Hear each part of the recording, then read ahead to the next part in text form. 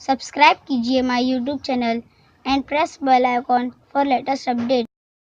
Student data collection synchronise with UDICE। ये मेरा HDMI पे ये मेरा 4th पार्ट है। इससे पहले मैंने 3 पार्ट इसके डिटेल में बताया था, जो तकरीबन पहला पार्ट जो है वो 35 मिनट का रहा और दूसरा जो है 15-15 मिनट के। इस तरह से 1 घंटे का मैंने वीडियो बनाया था। तो लेंथी वीडियो लेकिन बिल्कुल डिटेल में है। आज मैं चौथा वीडियो उसका बना रहा हूँ। इसमें जो मैंने पहले के 2 या 3 वीडियो बनाए, उसके बाद यहाँ पर ऑटोमेटिकली जो सरल से डेटा इसके अंदर आया है। तो जैसे ही मैंने लॉगिन किया, मैं आपको एक बार और लॉगिन करके बता देता हूँ। HDMI, ठीक है। अभी मैं इसको वापस से लॉगिन करता हूँ। तो जैसे ही लॉगिन किया, देखिए यहाँ पे ये लोडिंग हो गया कि यहाँ पर नंबर ऑफ़ स्टूडेंट इसमें गर्ल्स कितनी है और बॉयज़ कितने हैं। तो यहाँ गर्ल्स जो है वो 178 टोटल बता रहा है और बॉयज़ जो है वो 85 बता रहा है। ये 1st to 4th तक के लिए यहाँ पर स्कूल का नाम, और यहाँ पे देखिए स्टूडेंट 263 और 178 गर्ल्स और 85 बॉयज़। तो इस तरह से यहाँ पर ग्राफ में भी बता रहा है। और यहाँ हमने स्टूडेंट डेटा व्यू पहले वीडियो में देख चुके, स्टूडेंट डिटेल्स देख चुके और लेवल वाइज यूज़र्स स्टेटस देख चुके। अभी हम यहाँ पर जो है सबसे पहले हम देखेंगे स्टूडेंट अपडेट। ये स्टूडेंट में ऐड स्टूडेंट नहीं देखेंगे, पहले हम देखेंगे अपडेट में यहाँ क्या बताता है। तो अपडेट में हमने देख रहे हैं कि यहाँ पर हमको कौन सी क्लास का अपडेट करना है। जो सरल से डेटा आया वो तो हमको यहाँ पे दिखाई दे रहा है, लेकिन अभी हम इसमें UDICE डालेंगे और UDICE डालने के बाद हमको देखना है कि फ़र्स्ट के स्टूडेंट यहाँ पर हम सर्च करेंगे।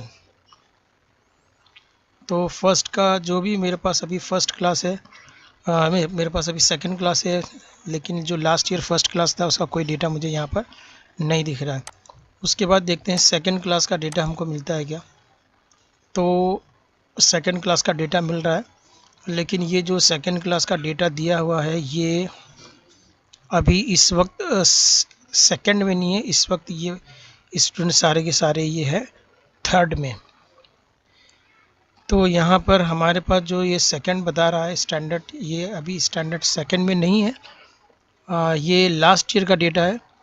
अभी जो करंट में जो स्टूडेंट हमारे पास है, जो ये यहाँ पर सेकंड में दिखा रहा है, ये एक्चुअली ये 3rd में जा चुके हैं। तो इसलिए हमको यहाँ से इसको अपडेट करना रहेगा, ठीक है। ये लिस्ट जो दिखा रही है हमको, अगर हमको यहाँ से डिलीट करना है कोई, तो हम यहाँ से डायरेक्ट डिलीट भी कर सकते हैं, लेकिन सोच समझ के डिलीट कीजिए, क्योंकि रिकॉर्ड में फिर ये आपको वापस से अपडेट करना पड़ेगा, इसका डेटा मैन्युअली करना पड़ेगा। ये तो सरल से आपको जो डेटा इसमें इनपुट हुआ है, ये स्टूडेंट एक्चुअली सेकंड में नहीं है, ये स्टूडेंट जो है वो 3rd में आ चुके हैं। अगर आपने पहले इसका HDMI का पहले काम कर चुके हैं तो हो सकता है कि आपका स्टैंडर्ड सही बताएगा। तो अभी हम यहाँ देखते हैं, ये अनम बेगम कासिम पटेल, इसको हम क्लिक करते हैं।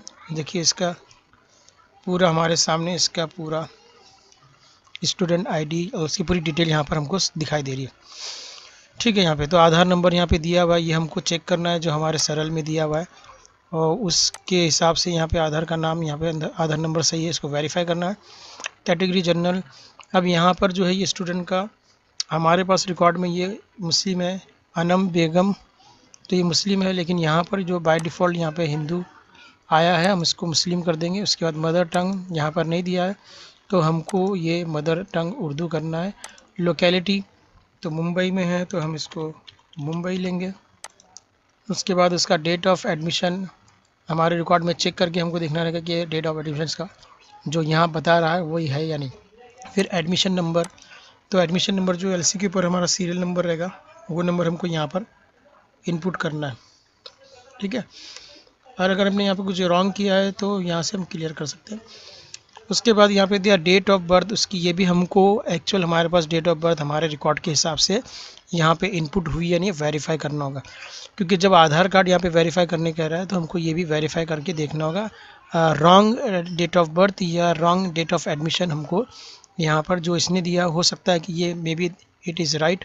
लेकिन हो सकता है कि जैसे अभी यहाँ पर हमने देखा कि यहाँ पे हिंदू लिखा हुआ था जबकि लड़की मुस्लिम है, तो ऐसे जो है ये सरल पोर्टल से जो इसके अंदर इनपुट हुआ इसमें हो सकता है कि बाय डिफ़ॉल्ट इसमें से रॉन्ग भी कुछ चीज़ें इसमें आ गई होगी, तो हमको इसको देख कर चेक करके इसको वेरीफाई करना है। उसके बाद दिया जेंडर गर्ल, तो यहाँ पर बॉय गर्ल, तो गर्ल इसमें बिल्कुल सही है, सिर्फ हमको यहाँ पर जो रिलीजन था वो रॉन्ग आया, लेकिन हमको अभी सभी को हमको चेक करने के बाद ही इसको यहाँ पर हमको सबमिट करना है, इसको सेव करना है। यहाँ पे दिया है अपडेट।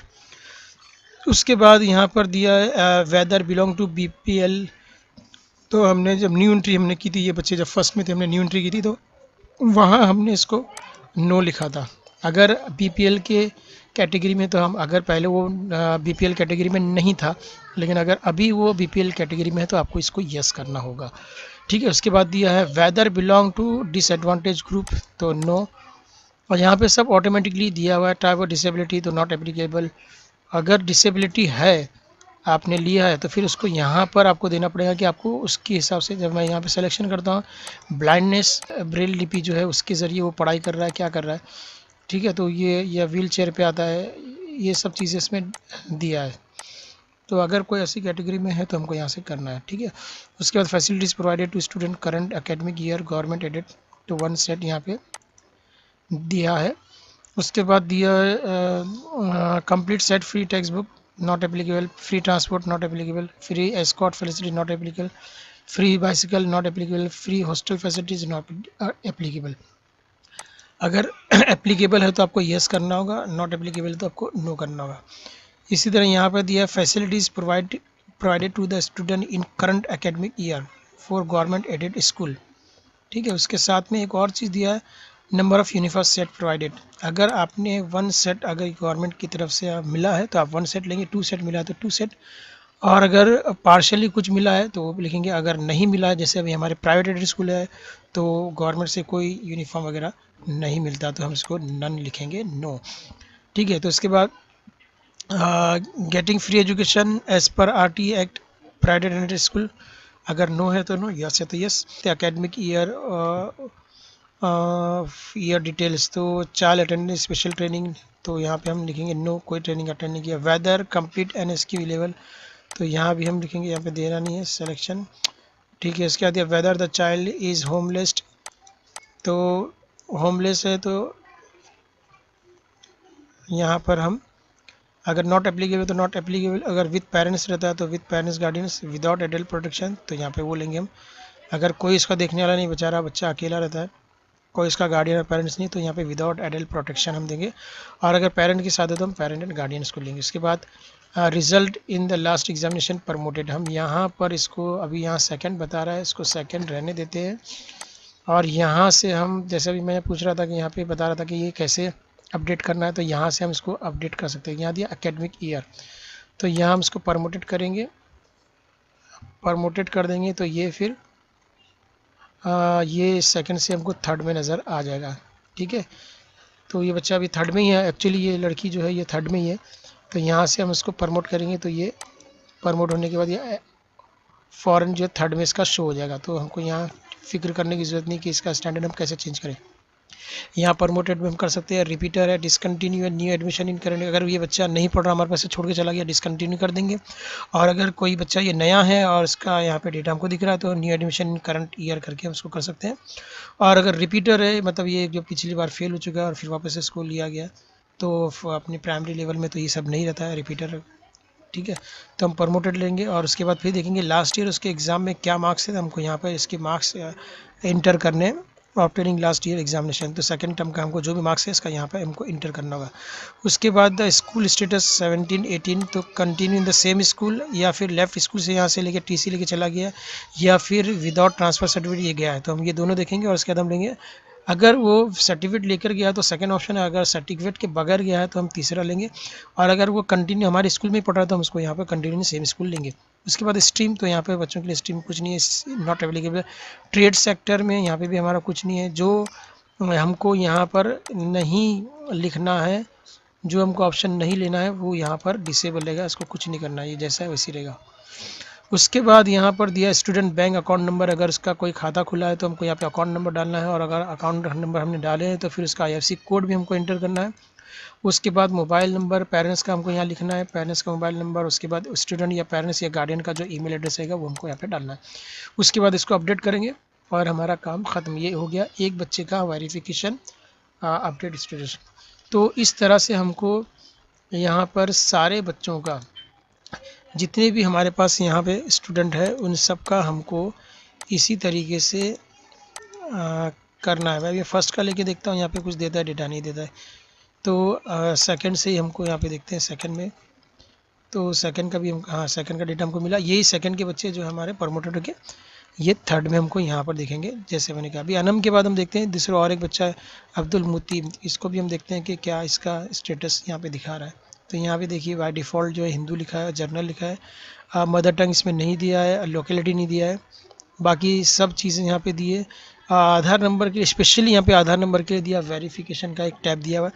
अगर ये आधार नंबर सही है तो वेरीफाई, अगर नहीं है तो फिर इसको हम जो भी हमारे पास आधार कार्ड अपडेट है उसको यहाँ पर सही से करेंगे। हो सकता है कि कोई आधार कार्ड जो है सरर पोर्टल में रॉन्ग एंट्री हो गई होगी, तो हम यहाँ से उसको सही कर सकते हैं, इस तरह से। यहाँ पर एडमिशन नंबर मैंने बताया था, LC नंबर का डाल सकते हैं। यहाँ पर लोकेलिटी डाल सकते हैं, लड़का है तो बॉय, लड़की है तो गर्ल। उसके बाद माँ और वालिद का नाम, बाप का नाम, दोनों का नाम यहाँ पे हमको दिख रहा है। इसी तरह यहाँ पर जो मैंने अभी थोड़ी देर पहले बताया, ये सारे कॉलम जो है journal profile and facilities and academic year detail, यहाँ पर जो इसका पिछला रिकॉर्ड है वो, और यहाँ पर जो अभी करंट में जो इसका रिकॉर्ड है वो ये यहाँ पर हमको करना है। तो यहाँ अगर वो सेकंड में है तो हमारे यहाँ पर हमको प्रमोट करने के बाद ये बच्चा हमको थर्ड में नज़र आएगा। तो इस तरह से स्टूडेंट का डेटा जो है हम अपडेट कर सकते हैं।